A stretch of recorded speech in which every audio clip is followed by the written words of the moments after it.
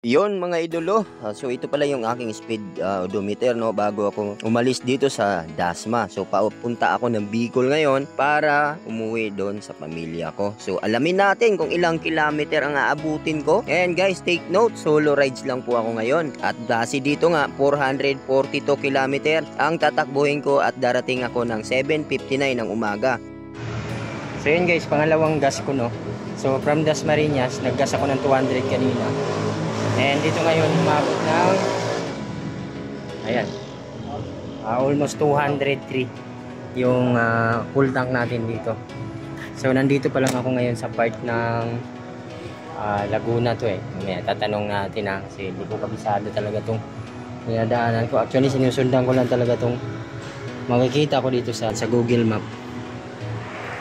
So Google Map yung gamit ko guys. So kung saan niya ako dalhin, wala na si Batman. So ito yung kauna-unahang bumiyahe ako ng ganito kalayo guys, na solo lang. So ito kasama ko yung aking Honda Click guys. So syempre kasama natin to. Diba? So yan. Sir, anong lugar nga to sir? Bay, Palangwa. Bay? Sako pa rin ng Laguna no?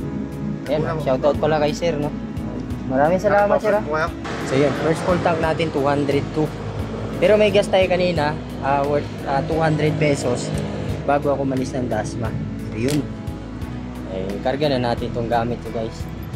So dala ko nga pala itong panda bag ko. Kasi nga diyan ko nilagay yung mga pasalubong ko sa pamilya ko guys. Dito mga idolo, sa pangalawang full tank ko, umabot ito ng 162.44. So 3 bar pa lang kasi, nagpagas na ako. Oras nito mga idolo, dito na ako sa part ng Quezon, no? So hindi ko lang alam exactly. Ito mga idolo, sobrang saya ko na rito nang masilayan ko na ang Welcome to Bicolandia mga idolo. At ito yung unang bayan ng Kamsor. Ito nga mga idolo, sa pagpasok ko ng Kamsor, naisipan ko muna magkape rito kasi medyo inaantok-antok na rin ako. Nga makikita nyo, ang lalaki ng truck ng mga nakasabayan ko dito mga idolo, no? Kaya naman napakadumi ng mukha ko rito. No ba naman yung mga alikabok talaga namang napupunta sa mukha ko. Okay naman talaga sana magmotor mga idolo eh, lalo na kung may kasama ka. Pero sa part na to kasi ako lang mag-isa. Pero ganun pa man, syempre para sa pamilya ko, kakayanin ko. Anong barangay ito te? Barangay na Bunglod, Taylay na. Pantay na, Kamsor. Anong kasunod na ano nito te? Tagawayan Quezon. Quezon? Nadaan na naman akong Quezon. Yan guys, 5:48 ng umaga. So andito na tayo guys. Saan na ba ako? Hindi ko alam kung anong lugar na ako no? Pero 3 oras pa guys bago ko marating yung bayan ng Yoduran Albay no? So ano? Hindi ko alam kung anong lugar to eh no? Pero mistap lang talaga ako rito kasi nga para ipakita sa inyo guys, liwanag na guys oh. Oh, napakaganda naman talaga ng sinag ng araw. At dito nga, I'm still alive. Grabe, buhay na buhay. Gising na gising pa talaga. So hindi talaga ako inaantok guys kasi nga ano, natatakot ako sa biyahe. May mga dinaanan kasi ako na halos ako lang yung tumatakbo. Baka mamaya may umangka sa motor ko. Buti na lang may bag ako. Tsaka kita nyo guys ang dungis ko. Kasi yung mga ano, yung usok ng tambutso ng mga truck, grabe.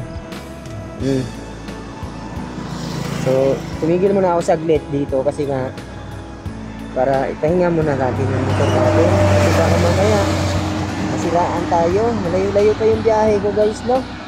Pero, syempre, excited na ako guys kasi mamaya-maya lang, mayakap ko na yung mga anak ko. So yun guys, kunting pahinga lang, tuloy na tayo sa ating biyahe. Medyo malayo-layo pa oh. Yun, isang napakagandang umaga po sa lahat ng ating mga solid followers. Maraming salamat sa inyong suporta. Dito sa puntong to mga idolo, grabing pananabik na ang nararamdaman ko. Paano ba naman, kunting minuto na lang o oras ay mayayakap ko na yung mag-iina ko. sa puntong to mga idolo, no? Narating ko na pala itong Albay mga idolo. Hindi ko lang talaga alam exactly kung anong barangay ito, pero ganun pa man, patuloy lang tayo sa ating biyahe hanggat nandyan si Google Map na kasama natin at tinuturo ang tamang daan at hindi tayo nililigaw nito. Abay, tara, samahan nyo ako hanggang dulo. Right mga idolo, sa mga nagtatanong kung ilang kilometer yung inabot ko rito, umabot ako ng 451 kilometers mga idolo at naggas ako dito ng worth 600 pesos makarating lang dito sa Tibabo, Piodoran, Albay. Bangan nyo na lang mga idolo sa next upload ko yung kabuang video nito. Ayan, maraming salamat. Kung dumating ka sa part ng video na ito mga idolo, mangyaring pakipindot na lang yung follow button dyan para close na tayo.